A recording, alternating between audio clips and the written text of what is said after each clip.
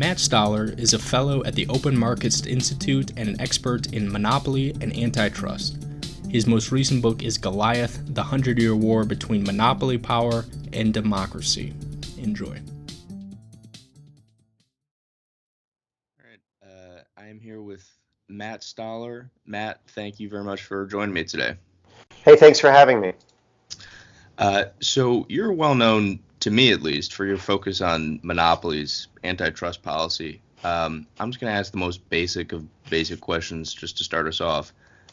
What is wrong with a monopoly? What if they wind up lowering prices for consumers? Is that so bad? So a monopoly, so we're talking about an unregulated private monopoly, right? And both Louis Brandeis and Milton Friedman had essentially the same definition of a monopoly, which is unified control of a recognized trade or service, right? So it's about control and unified control. So it could be more than one entity as long as there's unified control. And basically the problem with an unregulated private monopoly is that you have unified control and you have one entity setting the terms and conditions by which everybody in that industry operates. And that's not fair. And that's a threat to our liberty as just people, as producers, as consumers, as citizens. If just one boss can tell everyone what to do in that market, that's an autocratic framework. So that's what's wrong with it. Okay, and you focused a lot of your efforts on the big tech companies, and you see some of them as being monopolies. And if it's possible, I kind of just want to go through these companies one by one. Let's start with Facebook. Why is Facebook a monopoly? I mean, isn't it possible it's just really good at doing what it does at social media? Well, first of all, the Facebook product is shittier than it was 5 years Okay. ago, 10 years ago. So it's maybe it was great 5 years ago, 10 years ago, but it sucks right today. And it's not that they haven't been doing anything. They've been innovating on figuring out ways to stick more ads in your feed, right? That's what they spend their time doing, which is essentially a series of price hikes that you don't necessarily know are price hikes. You're just seeing more ads. So What do you like, mean? Sorry, what do you mean they're price hikes? If it's you're still not paying for it, right? well, you're not paying with money, but you're Okay, paying with your time, and I the see. quality of the product has gone down. So like if you buy a roll of toilet paper for $1, and then you buy a roll of toilet paper for $1, but they put less toilet paper in that roll, and you don't necessarily notice, that's still a price hike because the quality has gone I down. see. And the way it works with Facebook is, you connect to Facebook because you want to talk to your friends and family. You want to see what they're posting, and you see less of that because you're seeing more of what people are paying Facebook to show you. So that's the sort of equivalent of a price hike. You I also got you. price hikes in the form of more surveillance. So one of the things that we see consistently in polling is that people don't like surveillance. They don't want to be spied on by Facebook. They don't want to be spied on by Google. It's not that it like is a deal breaker for connecting with their friends and family, but they don't like it. So the more they're getting spied on, the less they like the product. And there's been more and more surveillance over time. And so that's just that's a reduced quality of the product. So that's one of the ways you can tell that there's monopoly power, because people can't go to an alternative, and you would have seen some of them go to an alternative if they could have. I would also say that Facebook, the way that Facebook manifests its market power is on the back end. So it's what you don't see as a consumer. It's in the online advertising market. So they're able to advertising. One of the key inputs is data, because on a very simple level, the person, if you know who is looking at an ad, then that ad slot is more valuable, right? If you know more about the person looking at the ad, then that ad slot is more valuable. Like if you know it's a 60-year-old guy, it has a certain amount of value. If you know that it's like a billionaire who owns a football team who's a 60-year-old guy, it has a lot more value, because you can, there's more different people are going to be willing to put a message in front of that person than just a generic 60-year-old guy. Hmm. So it's like the data is really important, and Facebook and Google, because they control these, basically to use a metaphor, effectively it's a railroad to the market, right? For a publisher, you have to get to market on through Facebook or through Google. Google and Facebook can then demand terms like you have to hand over data to us in order to get in front of your customers. And if you don't, then you are going to have less capability to get in front of your customers. Well, then once they get that data, they can get data from every publisher, million publishers or whatever. All of a sudden, they have the ability to much more effectively price advertising. So it's like the Wall Street Journal would never voluntarily hand over its subscriber and reader data to, say, the New York Times, because they're both competing to get the same advertisers to advertise in their newspapers or websites. But Facebook and Google can actually just force them to hand over data, and then they can underprice them because they are also competing for those advertisers. So that's actually how it works. And it's the acquisition of data through coercive arrangements. Okay, and I want to get to the advertising dilemma in just a bit. By the way, I don't know if you can tell, but if your mic is brushing up against like your jacket or something like that, sometimes it makes it just to be mindful of that. Sure. So right now there's a debate over whether Facebook should follow Twitter's example and ban political ads. I've heard you say that perhaps the only real solution to this problem is for Facebook to ban all ads. Is that something that you would advocate, or would that just destroy their business model? Yeah, I would advocate it. I think it's the only way to save democracy. And I do think that it's less important to have, Facebook is an ad company, right? Mm-hmm. They sell, they help you, at best, right? What they do is their current business model helps slightly more relevant advertising. So maybe you'll get, an ad for some soap that you like put in front of you slightly more often than you would otherwise. And I think that trading that off for to save democracy is worth it. Some people really like more relevant advertising, and they're willing to forego democracy and liberty for that. That's not the choice I'd make. So in other words, like Facebook's business model is not my problem, right? And we shouldn't really care whether we have slightly more relevant advertising. We should care about whether we have free speech, whether we're able to communicate with one another in ways that don't incentivize passing around fraudulent or dishonest content. And right now, the business model is set up for both Google and Facebook. The business model, and TikTok and a bunch of others, it's designed to keep us addicted to these platforms. It's designed to put the needs of the platform and the people that rent the platform, aka advertisers, ahead of the needs of the consumer, because we as consumers don't have to pay money for it. And so to us, it appears like these platforms are less costly than they actually are. And so we overconsume. And then these platforms have the ability to addict us and manipulate us. And that's really just a function of the fact that we're not paying directly for the communication service that we're actually trying to buy.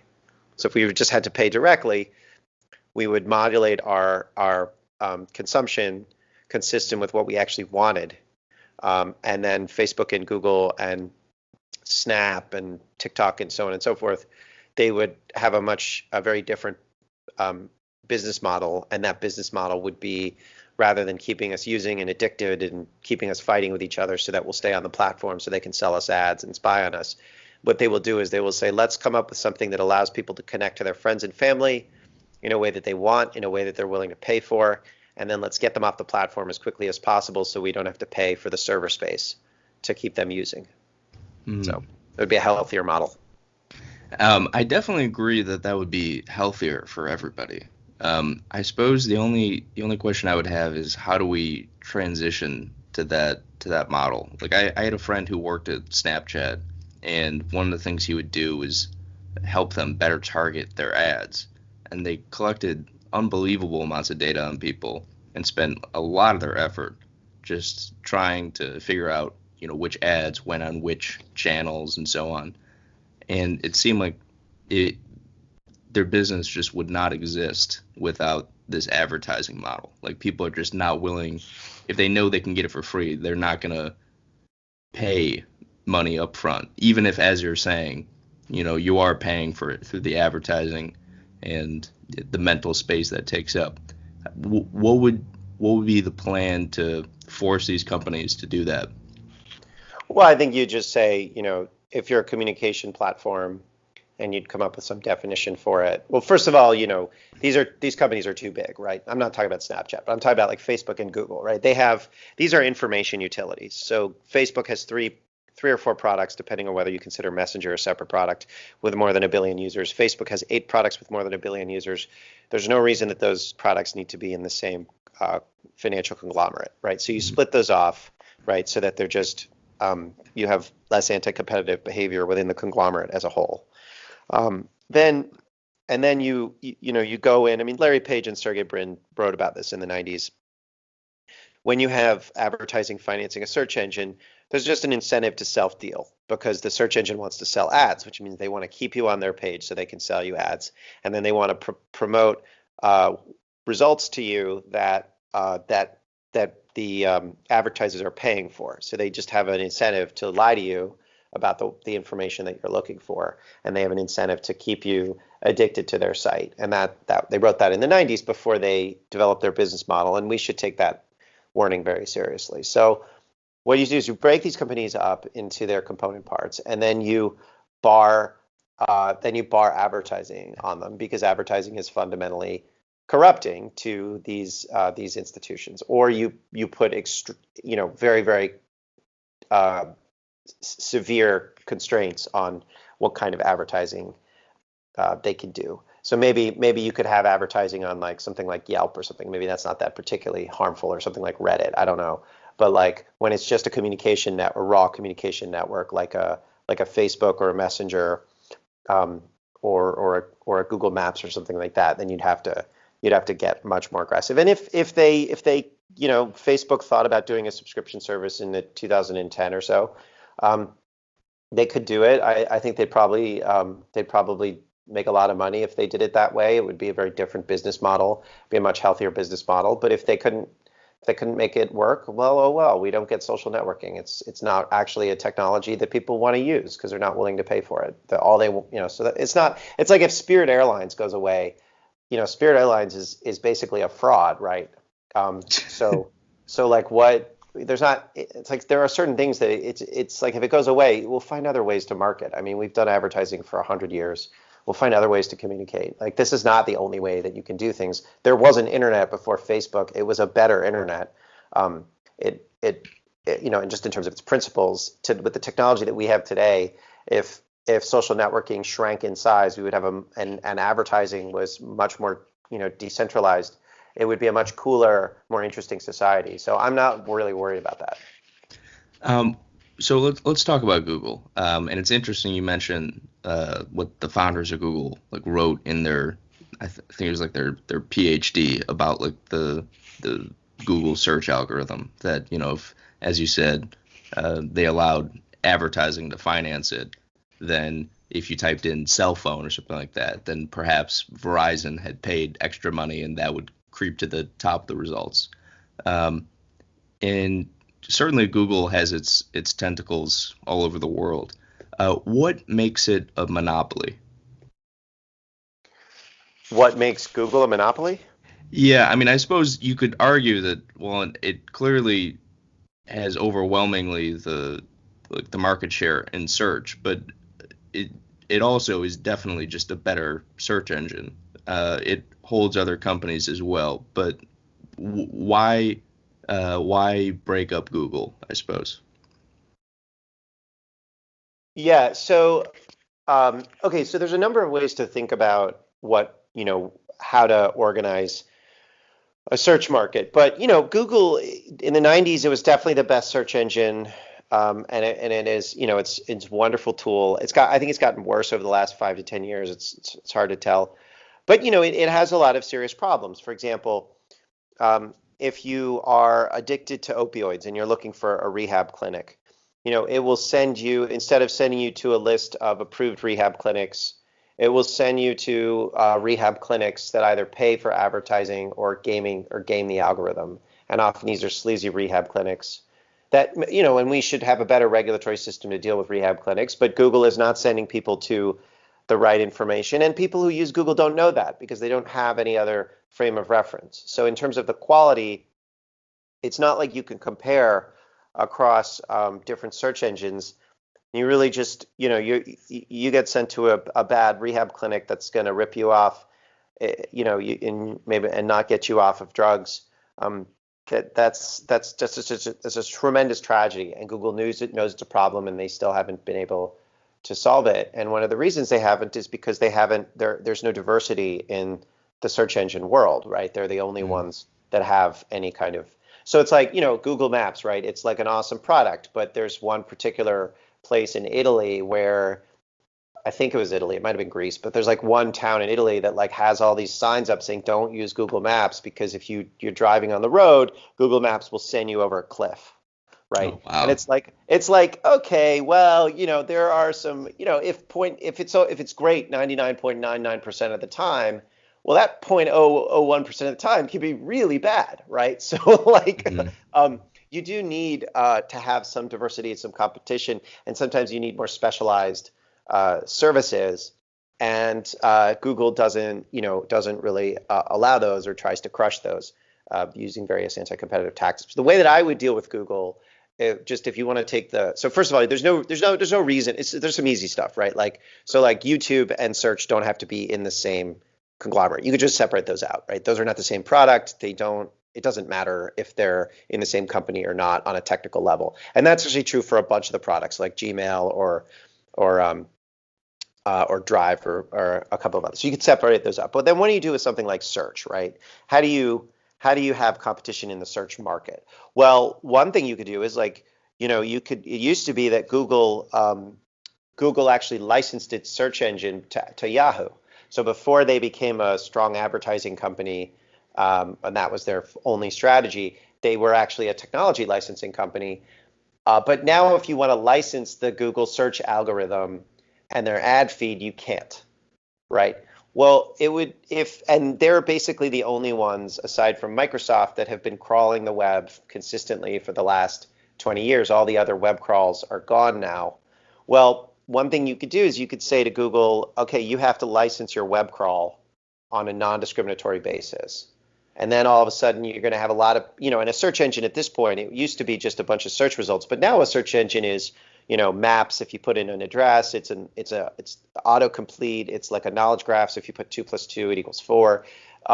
It's a whole bundle of products. It's actually much more like a personal computer, or it's where you have different components that you can swap in and out. And Google owns every one of those components, right? But if you force them to license those components on a non-discriminatory basis, then what you would see is a flowering of different search engines who try different things.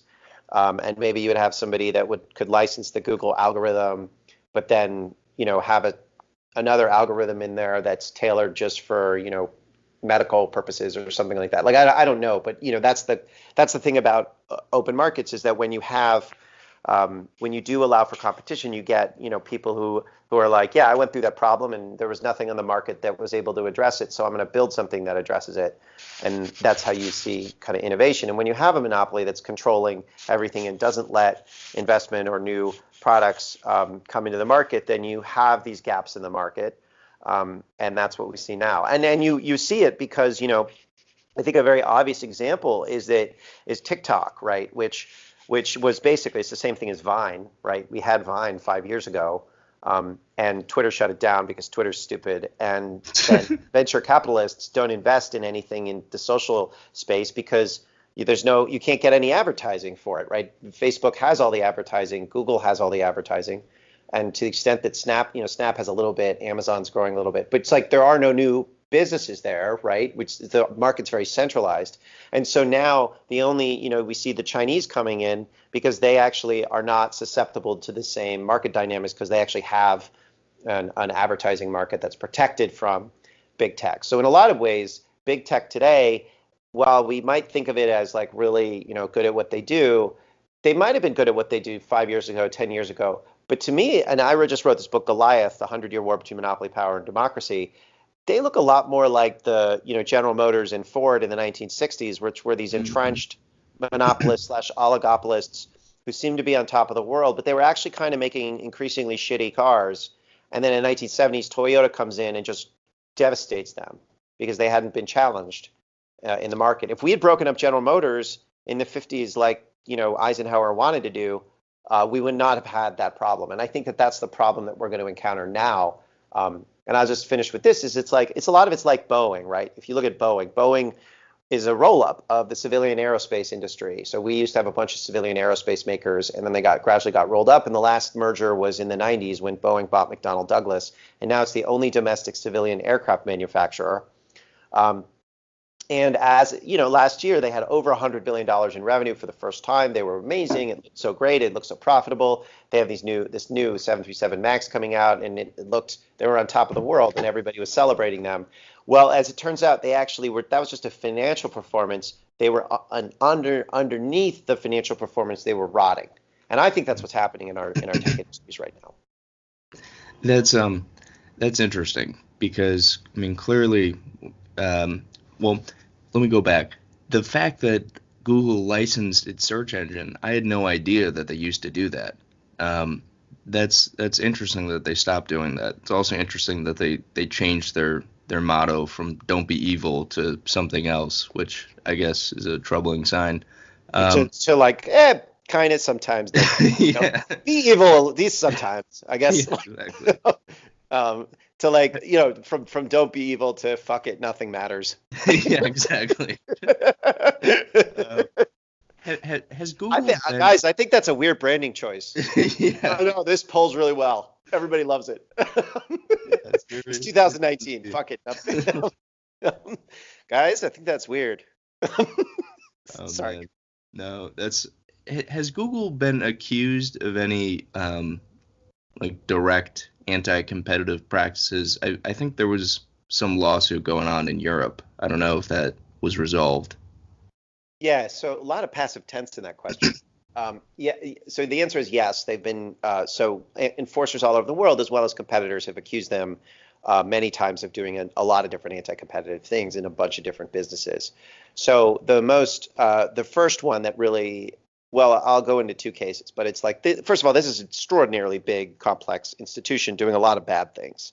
So there have been, the most recent one I saw was the Australian Competition and Consumer Protection Authority accused them of, some privacy violation having to do with how they were collecting maps data of how people were using Google Maps, and then they weren't telling them or something like that. So there's like a ton of different privacy violations. Google signed a consent decree with the Federal Trade Commission in 2011. But the two biggest kind of violations were, which they actually lost these suits. They lost one of these suits in the European Union. They also lost it in Russia. Russia, by the way, is the only market in the world. I think there might be one or two others, but it has actually a competitive search market with Google in there. So there's Yandex and Google, and so they have about 50-50 share apiece. But what happened in 2011, 12, 13, when the smartphones were coming into the market, Google started giving away Android, but to phone makers. But they said if you use Android, you have to install Google Play and you have to install Google Search, and that has to be the default. And the goal there was, Google was afraid that their desktop search monopoly would lose that when in the shift to mobile. So maybe a new search engine would emerge that was dominant on mobile. And so they used their control of Android to leverage their desktop search monopoly into a mobile search monopoly. And then the European Union ended up, I think, suing them in 2013 or 14, and the Russians sued them as well in 2013 or 14, and got them to, I think that's settled in Russia fairly quickly, and it's still being appealed in Europe. But they effectively got them to stop their contractual arrangements that forced original equipment manufacturers, aka the phone makers, to pre-install Google and make it the default.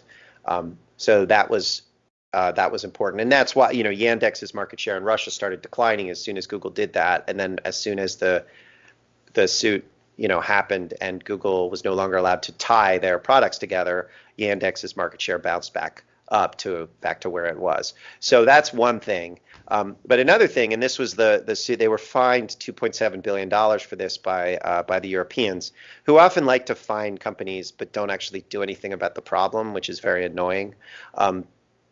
We're in America, we're just corrupt. We're just like, hey, we're corrupt. We just don't do it. And in Europe, they're just like losers and they're self-righteous about it, which is very annoying. Anyway, it's just way more exhausting. I kind of prefer the American way, which is, what they did. So there was a bunch of online comparison shopping engines, right, where you would go online and you would say, put in a model of a bicycle, right? And then you would find a bunch of comparison shopping engines which would crawl the web and say, here are the different places you can buy it and here are the different prices, right?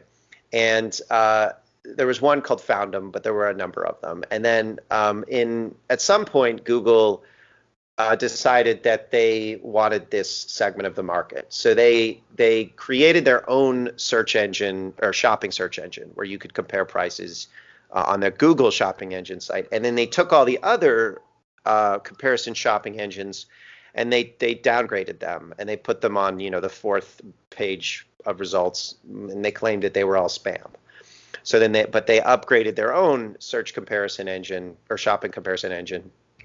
And then so that effectively killed the entire market except for their price comparison engine. Right. So then you can go, but okay, whatever, as a consumer, at least you get the Google price comparison engine. Who cares if they eliminated all the rest of them? They're, whatever. But then the thing is that Google then killed their own price comparison shopping engine and in its place put an advertising system where if you put in bicycle, you would be shown results that were just whoever wanted to advertise on that search term. So what it did is it killed the whole segment of people looking for low prices, and then to replace it with the Google product that would do that. And then they killed their own product so that you couldn't do that, period. And this is one of the reasons, by the way, Amazon was able to monopolize online shopping. It's not the only reason, but it's because you could no longer find lower prices elsewhere because Google killed this whole swath of the market. So they got fined for that in Europe. Europe is still trying to figure out a way to actually do something about that part of the market, although the whole market is dead, so it's pretty hard to resuscitate it. But that's another one that they've been found guilty of. They do a whole bunch of stuff in the ad tech market. I think the Wall Street Journal has a piece today on how they operate, and so it's like it's complex, but yeah, absolutely, they use anti-competitive tactics to capture the as much ad revenue as they can. You've pointed out that Google and Facebook have essentially monopolized internet advertising. Why is that a problem for journalism? Well, because advertising since the early 1800s has been the way that we finance news gathering in the United States and then increasingly around the world over the course of the next century or so. And advertising is a really great way to do that because it shields our free press from the state, right? So you have a diversity of advertising. You can criticize the powerful, you can criticize the state. There are problems with advertising that are significant and that we have to deal with and mitigate, which we have traditionally dealt with through both a diversity of advertising sources and a diversity of media outlets. But it has protected free speech and it has protected the business model that enables us to collectively have just a whole network of people that watch our institutions and make sure they're not corrupt, or if they are corrupt, they tell us stories about that. And what's happened in the last you go back to the late 70s, but we've seen the traditional model of keeping advertising and media markets decentralized. We broke that down. I go into in Goliath. I explain why. We adopted a pro-concentration mindset, and the first thing that happened is you saw relaxation of Federal Communication Commission rules. So the roll-up of radio stations, the roll-up of TV stations, the growth of giant media conglomerates, and then later on in the 1990s, the Telecommunications Act of '96, and then eventually you had these Goliath media conglomerates that were sort of running our movies, our TV shows, our newspapers. And then in 2004 to 2014, you saw Google and Facebook, who were even more powerful, and they rolled up a lot of the online advertising, which became the largest advertising market. But they're not even publishers, right? So they're not even media conglomerates. They don't do any publishing at all. So they were taking all this news gathering, all this money that had gone to news gathering, which had already been corrupted because of the growth of big media, because of this new legal framework. And then they just shifted it entirely away from news gathering. And so now 2,000 out of 3,000 American counties have no daily newspaper. It's true globally. There's just been this collapse of news gathering all over the world. So you see increases in corruption, increases in sort of political chaos, and it's a catastrophe.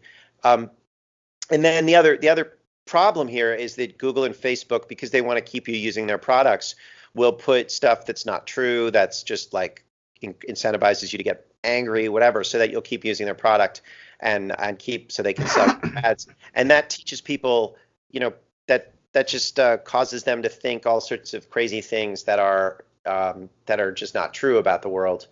So it's a huge problem. And to give you a counterexample of where, I'm not saying let's protect the old newspapers, because I don't really care about old newspapers. What I care about is journalism. I think we could have awesome new stuff too. It's just that now you can't, because there's no advertising money anymore. But where there is advertising money, like in, for example, the podcasting space, which they have not figured out how to roll up yet, what you see is an incredible diversity of voices. You see a lot of really interesting people coming on and talking about how the world works, and they can do it because the podcasting apps are relatively decentralized, or at least they're not being used for surveillance and control. The advertising is separated from the apps that people use still, even though they're trying to change this, but it's like there are advertising networks that are independent, and then the production is independent. So you can still set up a podcast if you're successful. If you get a big audience, you can get an ad network to sell ads, and then you can distribute it. And that, as a result, we have a really functional media market. And that's what we don't have, in online or on the video space, because all of that has been automated and rolled up into these vertically integrated monopolies. Do you believe that the most damage done to print newspapers has been done for that reason, as opposed to just the growth of the internet in general? Wait, do I think that? Can you ask that? Sorry. So when we talk about the ad monopoly, do you think that the reason that print newspapers have declined so much, particularly local newspapers, is because of Google and Facebook, or is this just because that a lot of print newspapers sort of missed the boat in terms of jumping on the internet?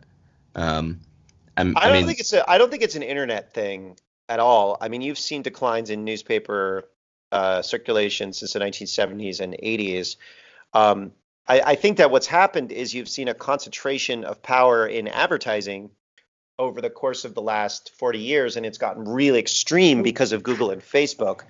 And I'm not so worried about the fact that newspapers have been dying, because, these old newspapers were often bad, and they were often local monopolies, and then they became controlled by media conglomerates and private equity. And it's like, thanks guys for reporting, shitty stuff about the war in Iraq, right? Thanks for not reporting that the weapons of mass destruction story was fake, right? That was just terrible. And that happened before Google and Facebook started to destroy everything. So we had really big problems with the media before Google and Facebook. The problem that Google and Facebook have introduced is there's no new newspapers being formed, right? Everybody walks around with a supercomputer in their pocket that have these incredible cameras.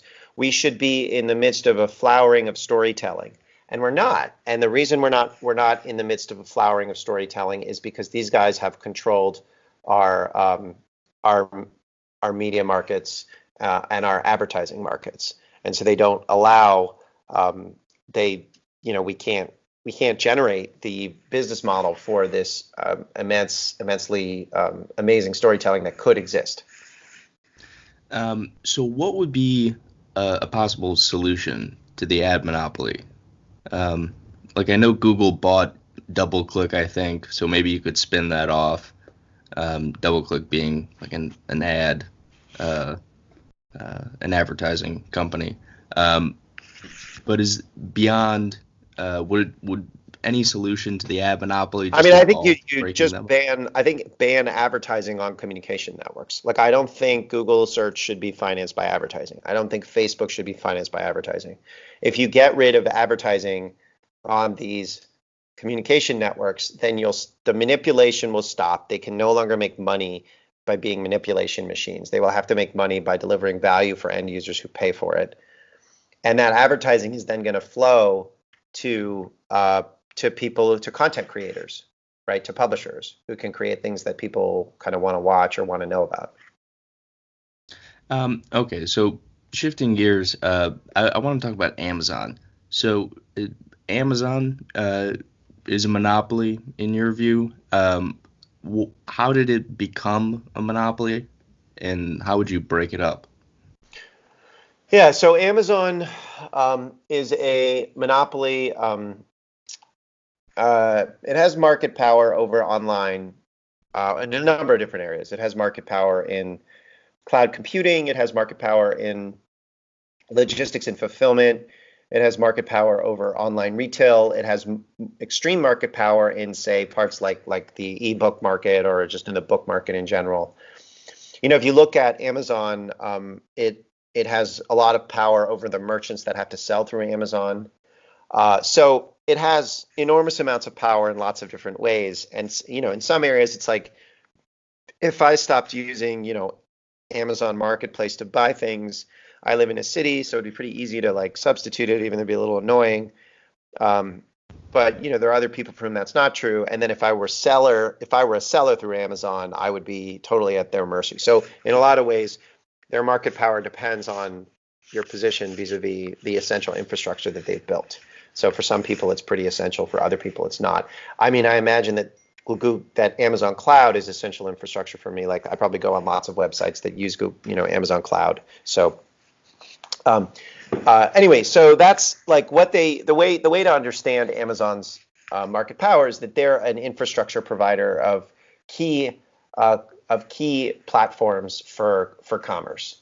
And so if you have to use those platforms, especially if you are a seller on those platforms, right, then you have to obey Amazon's rules. And Amazon's rules, if you are a seller on their platform, are that you have to often use their fulfillment business, which is very expensive and often not that good in terms of quality. Sometimes you have to advertise using Google advertising for your marketing. So you have to move some of your marketing dollars over there. They sometimes say, well, we want you to put your full suite of products on Amazon, even if you don't necessarily want to. They've had this new deal where they're like, well, some people who come onto Amazon, we want to be able to buy your brand for a preset price if at any point if we want to do that. There's just a lot of different ways that they pick and choose who wins on Amazon's platform, and it's usually like Amazon that wins or Amazon's preferred partners who win. In terms of breaking it up, how would you accomplish that? I mean, I think first of all, you have to study these companies, right? You have to like understand what Amazon does, right? And just to understand the scope and scale of the company, because in order to figure out where to cut, right, you need to know what the business does. And I think the antitrust subcommittee is doing an investigation of Amazon and Google and Facebook and Apple, and that hopefully they'll come out with a report next year that says here's how it works. But just basically like spitballing here, right? What I would say is that you need to separate out the fulfillment business from the retail business, right? So you should be able to use Amazon's fulfillment business, and they shouldn't be able to set terms and conditions for fulfillment based on your getting access to customers through the marketplace.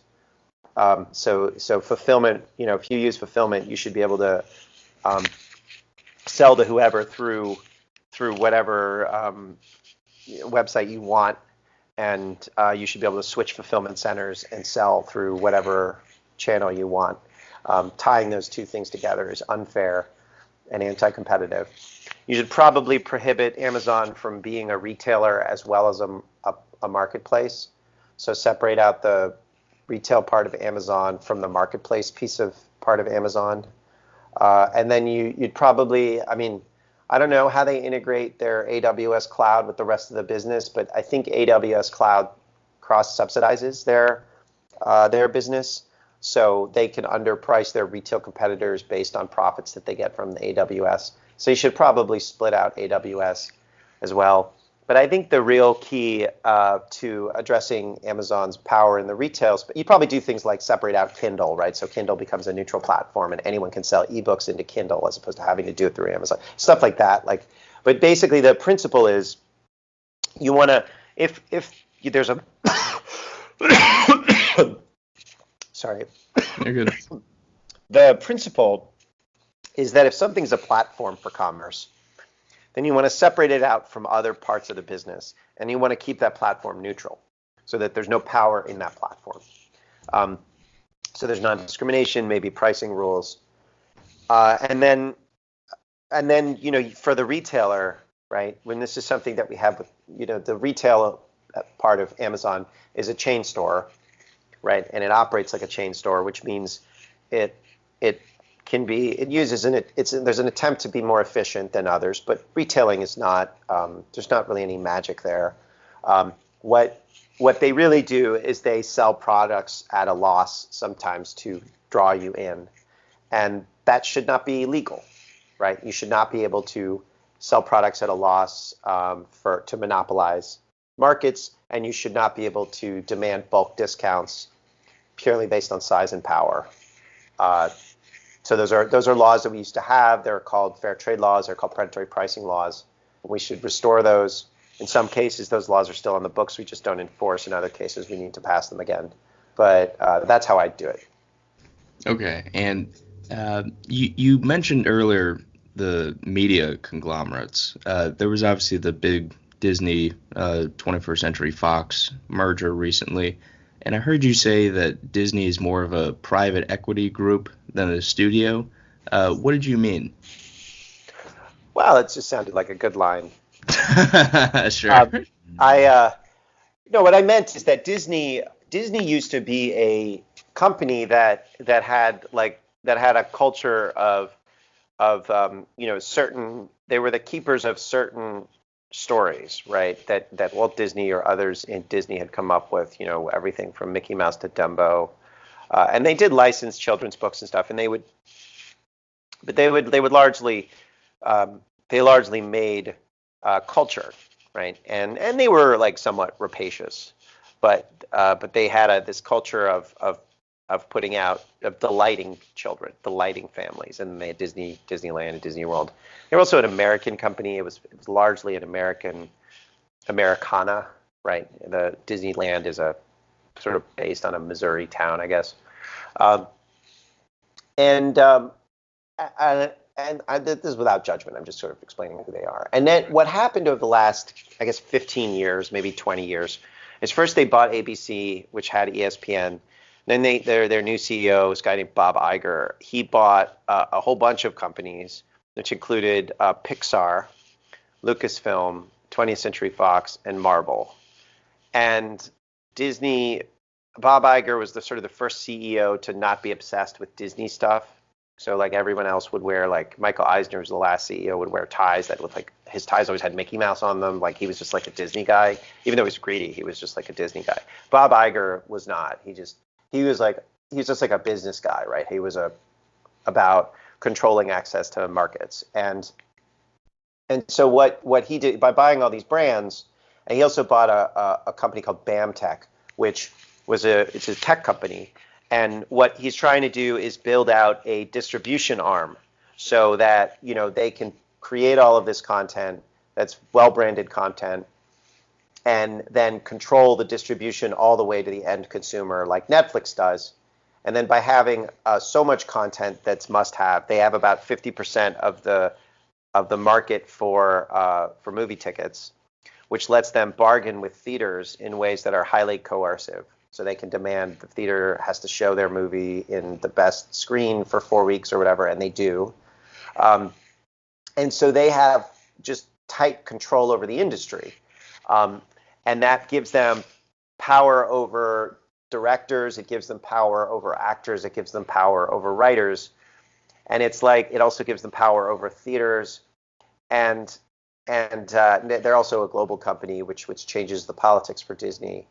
And what this does is it means that Disney is now a corporation that is designed around power rather than creating creative products that people like to see, right? Because they can make great products, and some of their products really still are great, but they have such an advantage because they can just stick the product in your face, right, everywhere. And so it's like, if you are not Disney, it's much, much, much harder to penetrate the culture, the movie market. And I don't go into this in so much in Goliath, right? Goliath is about the general like fight between 1910 and 2015, 16, 17 over corporate power. But I do a little bit in the way that we structured our media markets. Like, what Disney is doing is new, right? Actually, it's kind of old and new, right? It's using new technology to do something very old, which is that the theaters before 1948 had what was called the studio system, where you had 5 theaters, 5 studios, and then a few minor ones. And they had their own theater chains, or they had deep relationships with theater chains, and they controlled the entire industry in a sort of quasi-cartel. And so they had all these actors and directors under contract, and they could tell them what to do. They decided all the movies that were going to be made, and there were no markets, right? So if you were a great creative filmmaker or actor, didn't matter. You were told what to do. And this was broken up in 1948, and there was an antitrust suit which was settled in the Paramount consent decrees, which forced the studios to sell off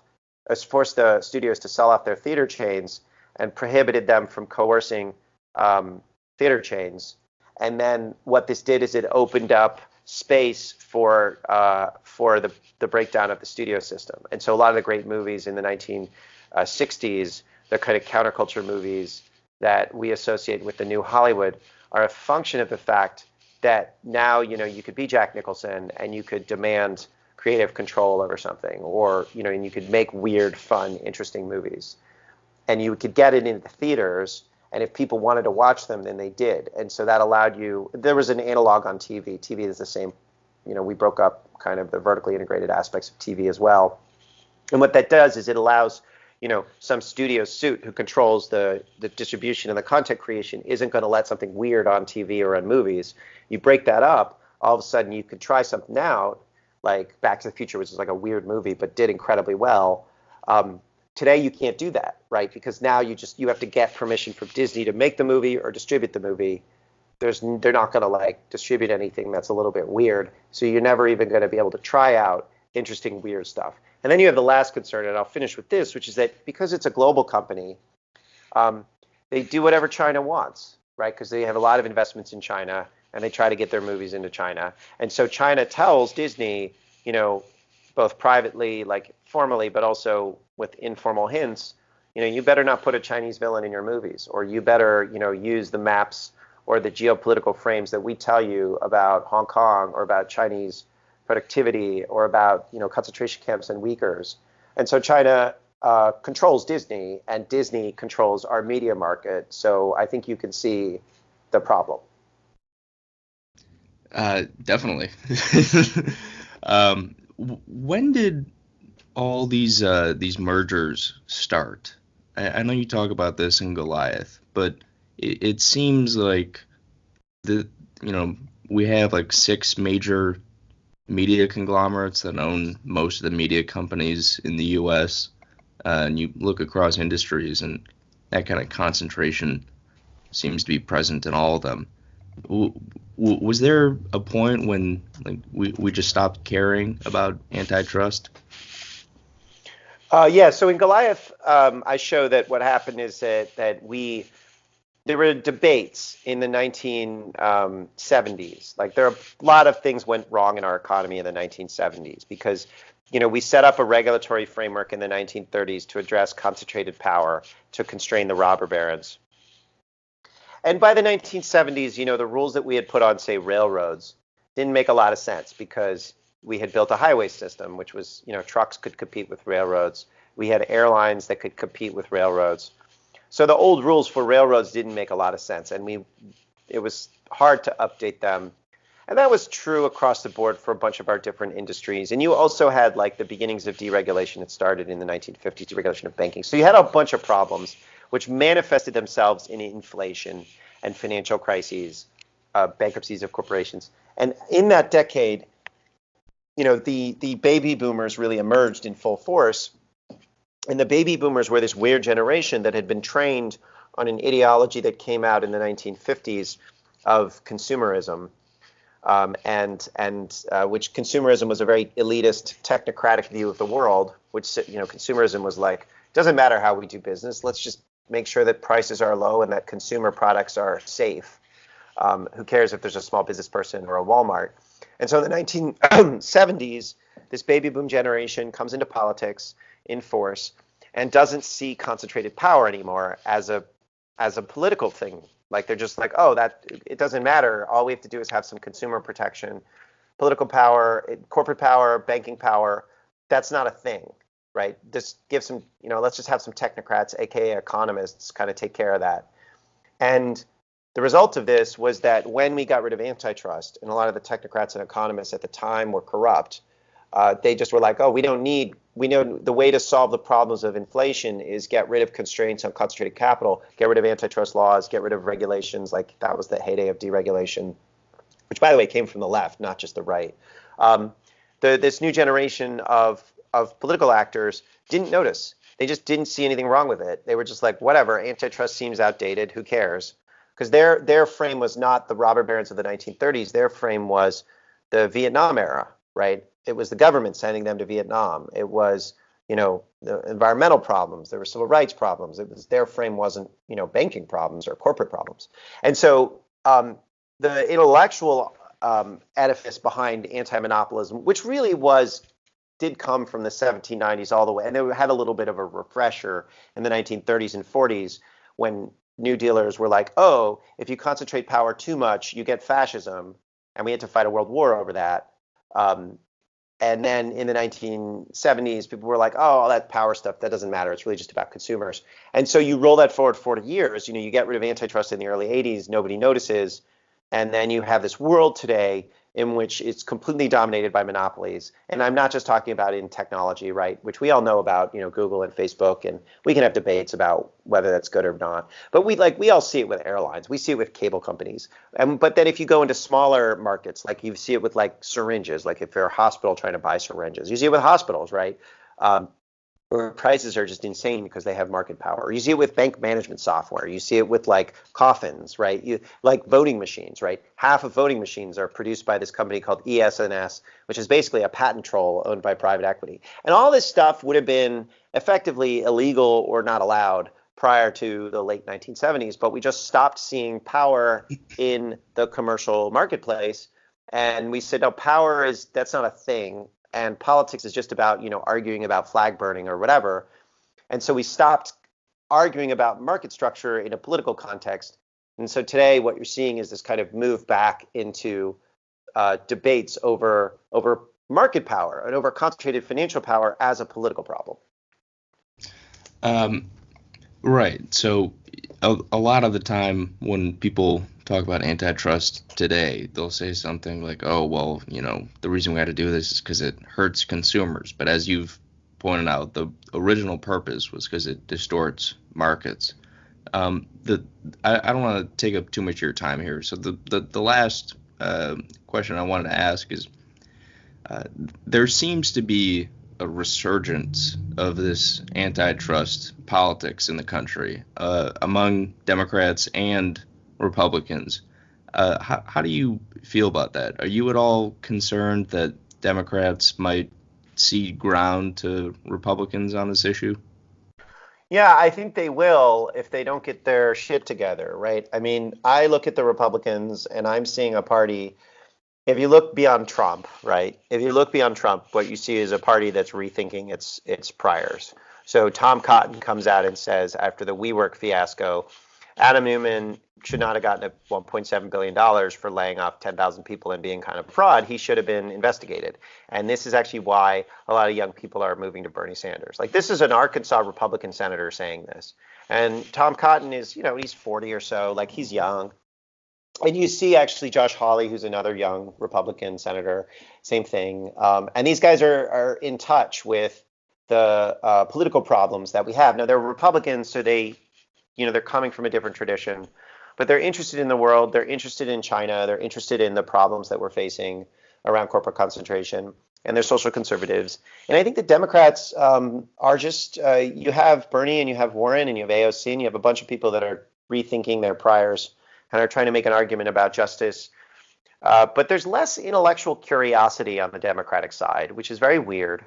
And it's kind of a race between both parties as to who can shed their libertarian skin faster. And the party that does is going to be the one that governs for the next 30 years. But do you really think that Republicans are serious about this kind of stuff? I mean, maybe Yes. they just know that this polls well. Yes, I do think they're serious. I mean, I don't think that they're all serious. I think they have really serious. I think they have like strong disagreements within their party. But they noticed Trump, they noticed Boeing, they noticed China, they noticed the financial crisis. They notice Google and Facebook. And the other thing about the Republicans is that they're just more interested in business, and they're just more interested in the military, and they're just more interested in power. And Democrats are not. Democrats float along in this coddled bubble of media symbolism. And so it's like my book, it's weird. It's like there's a lot of people that really are interested in this problem and that I respond to my book, but they're usually like engineers or they're business people or they're people that grow things or do things or make things. And like often they're conservative. Not all of them are conservative, but a lot of them are conservative. A lot of them are military people. But like the people that are just like don't get it at all are like your standard kind of Rachel Maddow viewer who are just obsessed with Trump. They love Obama. They can't imagine that any Democrat ever did anything wrong. And my book is basically an observation about how the Democrats used to take on concentrated power. They used to see concentrated financial power as a political threat. And then for a variety of reasons, they stopped doing that. And it caused a political crisis. And I mean, I also go into the Republican Party and how the Republican Party changed as well. But the book is not it's not a book that's going to, hello? Yeah, I'm here. It's a book that's going to explain to people why things are the way they are. It's not going to pander. I don't pander to the moral vanity of liberals or to the greed of the right. I'm just like, here's why we made a bunch of bad decisions.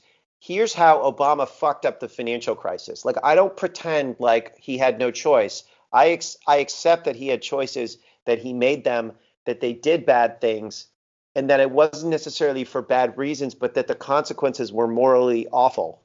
And I don't pander to this like the moral vanity of the liberals who want to pretend like the world just became terrible in November of 2016.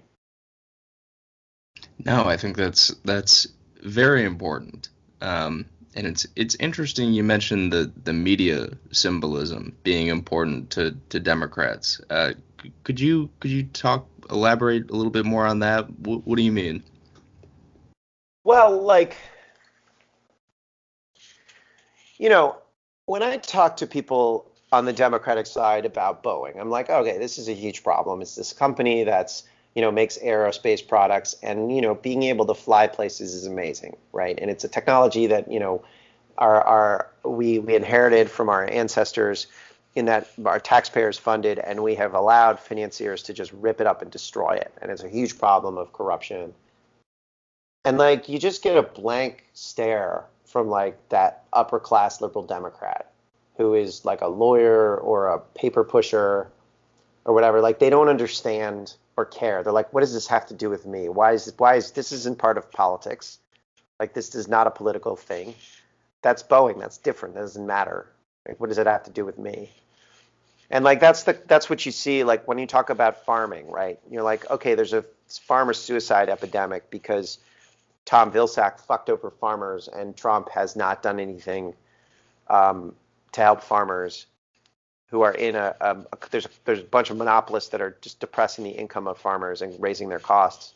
And it's like Democrats, first of all, they aren't farmers anymore. They used to be farmers, or some of them used to be farmers. They don't know anyone in a rural area, and no one ever tells them that food doesn't grow in supermarkets, right? So they don't, and it's like they're just so disconnected from actually producing things. And so if you look at like the people that make things, that engineer things, that grow things, those are the people who are open to the problem of corporate power, because those are the people who have to deal with corporate power. If you talk to people that don't do any of those things but just sort of move paper around, then all they understand is like these kind of weird symbolic questions of that you can see on TV. And I don't mean that. I'm not like trying to say that identity politics is bad, because I don't actually believe that. But what I'm saying is that they have a very narrow understanding of what identity means. And because they don't actually really interface in a lot of ways with the real world. Well, on that note, Matt Stoller, the author of Goliath, the 100-Year War Between Monopoly Power and Democracy. Matt, thank you so much for joining me today. Hey, thanks a lot. All right, thank you to Matt Stoller. Thanks for listening to Dunk Tank. I'm Duncan Gammy. See you next time.